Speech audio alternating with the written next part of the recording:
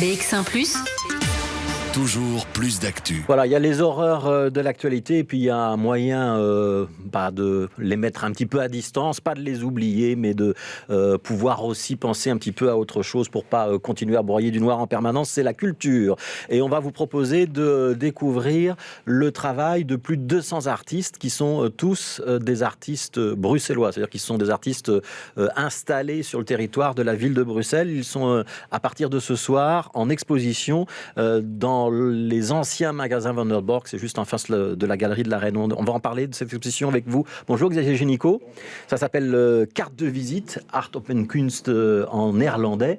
C'est la combienième édition de cette opération ? La 8e édition. Ouais. C'est une sorte de parcours d'artiste, mais qui ne serait pas un parcours.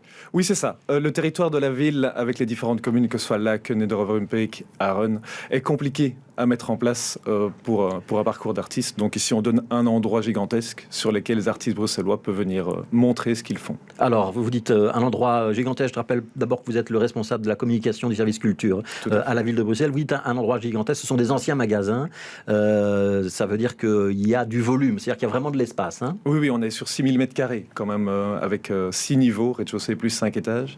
Donc oui, c'est assez grand. Oui. Le principe, c'est que tous les artistes qui résident à Bruxelles ou travaillent à Bruxelles peuvent participer à carte de visite ? Tout à fait. Il y a deux conditions. Donc, comme vous avez dit, domicilier sur le territoire de la ville et être majeur. Sinon, pour le reste, il n'y a pas de curation. On avait vraiment fait le choix de proposer un panel énorme de ce qui se fait au niveau artistique sur Bruxelles. Donc, nous ne voulions pas mettre des sélections par rapport aux artistes qui sont accueillis. Donc, il n'y a pas de sélection à l'entrée. Est-ce que malgré tout, on peut dire que pour le public qui serait intéressé, il y a du niveau, il y a de la qualité ? Oui, c'est ça l'avantage. C'est qu'on a vraiment de tout. On a des peintres ou on a des sculpteurs qui ont l'habitude de rester chez eux, qui ne montrent pas ce qu'ils font et pourtant il y a des travaux très intéressants. On a des artistes plus reconnus ou qui ont l'habitude de faire d'autres expos, qui aiment revenir à ce genre de manifestation. Ouais, et qui sont donc présents. On va regarder quelques images. Ce sont des clichés pris par Éric Danhier. C'est l'édition de l'année dernière. Ça vous permet de visualiser un petit peu les lieux, de voir un petit peu à quoi ça ressemble et de voir un petit peu quel genre de choses on peut voir et aussi quelle est l'interactivité avec les artistes. Parce que ça, c'est quelque chose qui est important. On parle de carte de visite. Ça veut dire qu'il va y avoir la possibilité, on n'est pas dans le virtuel, il va y avoir la possibilité d'échanger par des petits mots ou par des cartes de visite avec les artistes qu'on a aimés. Oui, tout à fait. C'était vraiment quelque chose qui est vraiment fort important pour nous. C'est-à-dire que nous mettons à disposition des artistes des cartes de visite, avec leur nom, avec un visuel de ce qu'ils font, leurs coordonnées s'ils veulent les mettre. Ils ne sont pas obligés du tout. Et ainsi, la possibilité aussi au public ou aux autres artistes de venir déposer un petit message à côté de l'œuvre d'un artiste pour dire voilà ce qu'ils ont aimé, ce qu'ils ont ressenti ou juste un merci ou même... Ça veut dire qu'il y a une sorte de boîte aux lettres, quoi. Hein. On peut laisser un petit mot, une appréciation ou demander à être contacté, par exemple, si l'œuvre nous a particulièrement plu. On est en 2021. C'est une année un petit peu particulière. Donc on va pas parler des inondations parce que ça, toutes les œuvres étaient finies évidemment avant cette période-là. Par contre, on peut parler de ce qu'on a vécu avec le coronavirus, la Covid-19. Est-ce que les artistes y ont été sensibles ? Est-ce qu'on retrouve ça dans les œuvres que vous exposez cette année ? C'est un thème qui lui, est là évidemment assez fort, dû aussi au fait que normalement c'est un événement qui a lieu en février, qui a dû être reporté justement à cause des conditions sanitaires que nous avons pu mettre en place ici en juillet, c'est tant mieux. Et donc évidemment sur ces quelques mois et sur l'année qui vient de s'écouler évidemment, les artistes ont été fort impactés par ce confinement, fort impactés par ce qui arrive dans leur vie de tous les jours. Quelles sont les œuvres par exemple qui vous ont frappé, qui sont liées à ce confinement ? Il y a énormément, si je pouvais prendre des exemples de photographies, il y a la solitude dans la ville, par exemple. Il y a énormément de photographes qui aiment prendre des photos de leur ville, de leur environnement, évidemment, et donc se retrouver avec des rues vides, c'est des choses qui arrivent régulièrement, ou l'introspection qui arrive souvent aussi par rapport à des œuvres. De vous en sortir quelques-unes. Ouais. Voilà, moi, j'ai le souvenir d'un tableau qui représente des masques bleus avec un message en anglais dessus. Je veux retrouver ma liberté. Oui, absolument. Donc là, on voit qu'on est, c'est pas allusif. On est vraiment très concrètement. Et je pense qu'il y avait quelques toiles aussi qui ressemblaient pour moi à des modélisations de ce qui pouvait être des virus. Donc on voit que ça a un petit peu travaillé l'inconscient ou le conscient des artistes. Absolument, ça fait partie des émotions de chacun. L'artiste le traduit en œuvre d'art et donc forcément on retrouve son quotidien dans ce qu'ils font. Ouais. Il y a 200 artistes, donc plus de 200 artistes qui sont exposés. En majorité, c'est quoi? On a parlé de la photo, on a parlé de la peinture, on a parlé de sculpture.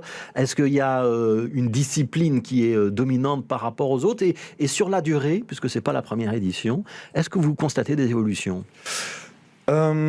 Au niveau des œuvres d'art, c'est principalement de la peinture et de la photo. On a quelques installations intéressantes. On a de plus en plus en fait d'installations.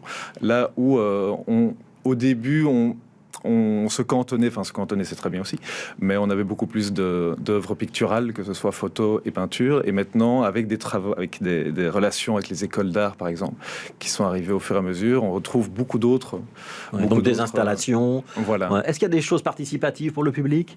Cette année, écoutez, il y a comme plus de 600 œuvres, donc je ne les connais pas encore toutes par cœur. Il ne me semble pas. Après, l'interaction se fait vraiment avec la rencontre avec l'artiste. C'est vraiment ce que nous voulons mettre en place par les cartes de visite, par les petits mots à laisser. La plupart des artistes restent sur le temps d'exposition, donc il y a moyen de les rencontrer, de parler avec eux. Et donc cette interaction est forte sur cet événement. En termes d'œuvres d'art interactives, rien ne m'est sauté aux yeux. Ouais. Qu'est-ce qu'ils vous disent les artistes qui participent à ça? Et notamment ceux qui jouent vraiment le jeu, c'est-à-dire qu'ils sont venus cette semaine installer leurs œuvres, et il y a tous ceux qui, à partir de ce soir et pendant tout le week-end, vont revenir pour être en contact avec le public. Pourquoi est-ce qu'ils font ça? C'est quoi leur motivation? Il y en a qui reviennent chaque année d'abord? Il y en a qui reviennent, il y en a qui reviennent fréquemment. Ici, on est plus ou moins à 50-50 d'anciens artistes et de nouveaux artistes sur carte de visite. Après, c'est la convivialité, je pense, qui importe sur ce genre d'événement. Ils sont contents d'être là, contents de se retrouver, contents de rencontrer un nouveau public. Il y en a pour lesquels c'est la seule exposition, par exemple, qu'ils font par an. Et donc, ils préparent cette exposition 1 an à l'avance pour montrer au public qui les suit, aux artistes qui les suivent, ce qu'il y a de nouveau dans leur vie, ce qu'ils ont créé récemment. Donc c'est la rencontre qui est le point d'orgue vraiment de cet événement. Le principe, c'est qu'on a le droit à 3 œuvres. Hein. Je sais que par artiste, il y a des petites exceptions. Voilà, on fait des petites exceptions. On part sur 3 œuvres, on va dire de taille normale. Maintenant, il y a des choses qui sont beaucoup plus petites et que donc on accepte éventuellement un peu plus, et des œuvres beaucoup plus importantes sur lesquelles, évidemment, on ne pourrait pas en mettre 3. Alors, c'est pas une galerie. Ça veut dire qu'a priori, on n'achète pas à carte de visite. On se renseigne éventuellement pour plus tard. Et par contre, il y a un prix. Donc il y a le prix de la centrale pour l'art contemporain. Qui va décider de ce prix et qu'est-ce que l'artiste lauréat va gagner? Mais oui, ça on est vraiment très content de cette collaboration parce que ça prolonge l'influx que nous voulons mettre et l'aide que nous voulons mettre par rapport aux artistes. Donc un jury du Centre d'art contemporain, Central for Contemporary Art, va choisir un artiste. Qui se trouve place Sainte-Catherine. Qui se trouve place Sainte-Catherine, tout à fait.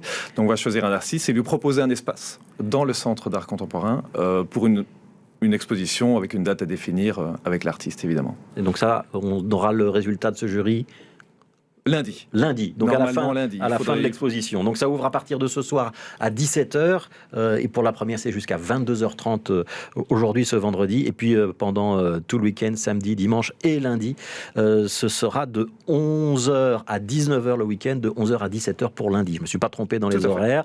Ce sont les anciens magasins Vandenborg, ça se trouve rue de l'Écuyer au numéro 50, c'est en face de la galerie de la Reine. Pour ceux qui ne connaîtraient pas, encore 2 précisions, c'est gratuit. Oui. Et alors, on doit porter un masque. Évidemment, les mesures sanitaires sont d'application, évidemment. Donc, masque, distanciation sociale et un petit parcours à suivre au niveau de l'exposition. Voilà, mais la grande bonne nouvelle, c'est qu'il y a énormément d'espace et que donc, a priori, on peut s'y sentir en sécurité. Tout à fait. Merci beaucoup, Xavier Génicaud. Je rappelle, vous êtes le responsable communication du service culture de la ville de Bruxelles, que c'est carte de visite, donc Art Open Kunst, à partir de ce soir, 17h, et pendant tout le week-end jusqu'à lundi soir. Merci beaucoup.